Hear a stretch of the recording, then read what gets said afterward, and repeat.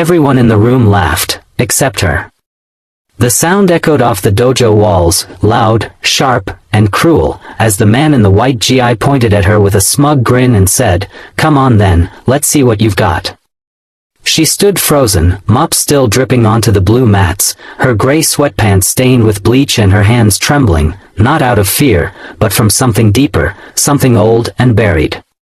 The entire gym had gone silent after the laughter subsided, waiting, amused, expecting a quick humiliation. But no one expected what happened next.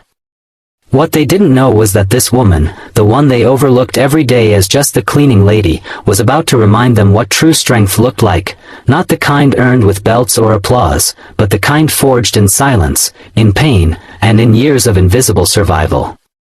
Backhand index pointing right if you believe in kindness, second chances, and that every human has a story worth hearing. Please take a moment to like, comment, share, and subscribe to Kindness Corner. Your support helps these powerful, real-life inspired stories reach hearts that need healing. Her name was Rosa Martinez.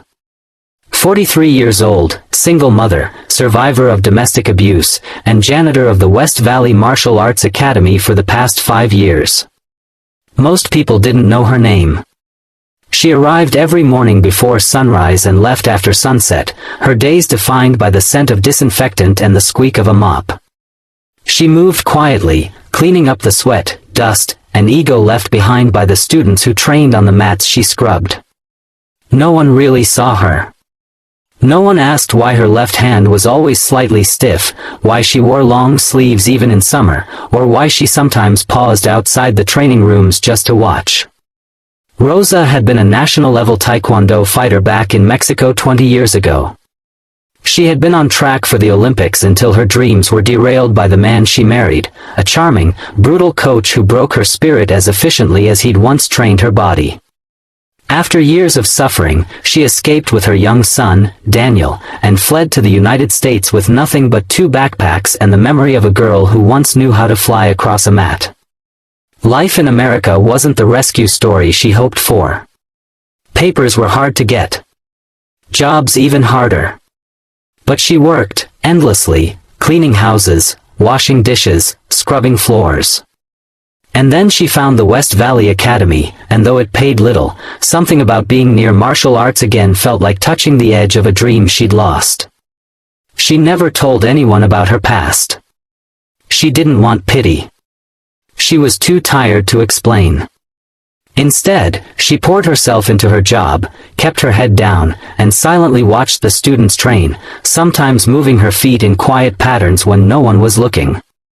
Her son, now 16, had begged to take classes there, and she saved every tip to pay for his training, never once asking for a discount.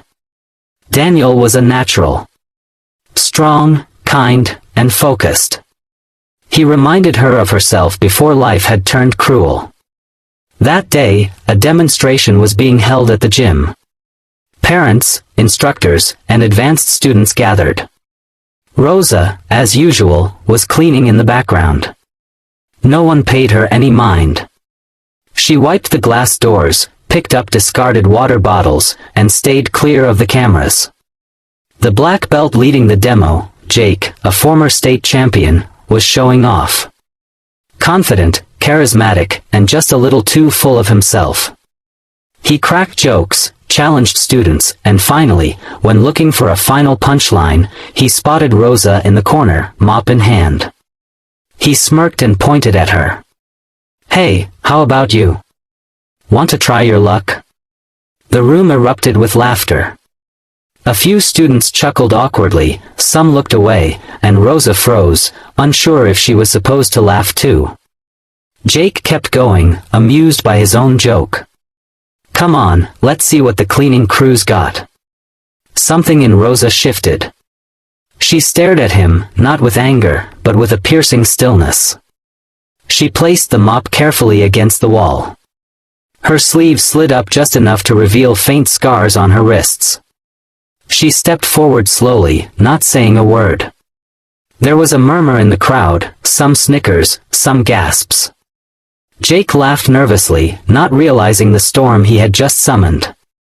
"Okay, we'll go easy," he said, holding up his hands in mock defense. Rosa bowed. Perfectly. Precisely. Then she assumed a fighting stance, one that made two of the older instructors in the crowd sit up straighter. Jake swung first, lightly, clearly expecting her to fumble or flinch. She didn't. She blocked it effortlessly, her body moving like water, fluid, deliberate, dangerous. Then came the second strike, faster, sharper.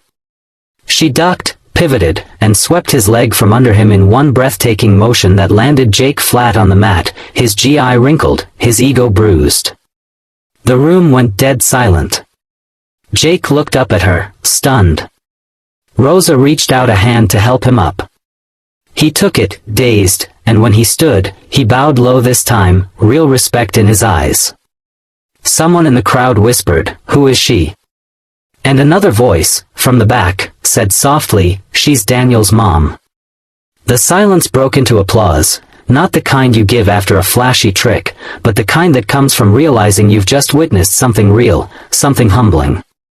That night, Daniel hugged her tighter than usual. "Why didn't you ever tell me?" he asked. She kissed his forehead and smiled. "Because you didn't need to know who I was to become who you are."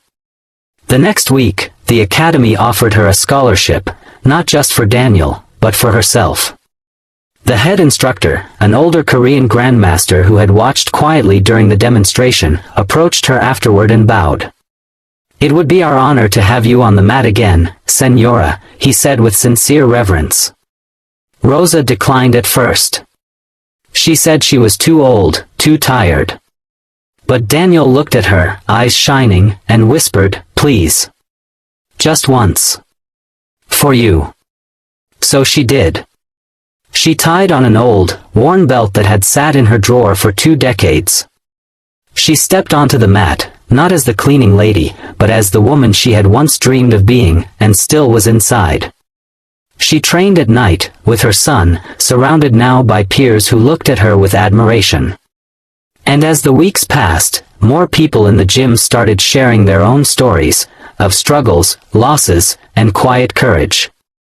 Rosa had given them something priceless, a reason to see beyond uniforms, beyond roles, beyond the surface.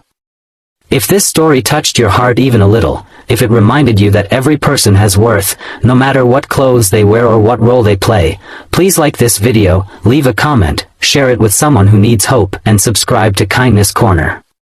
We tell real, raw, and powerful stories for people who've been overlooked too long. Speech balloon special request. Comment below with, "I see you, Rosa," if you believe in giving people the respect they deserve, even when the world forgets their names.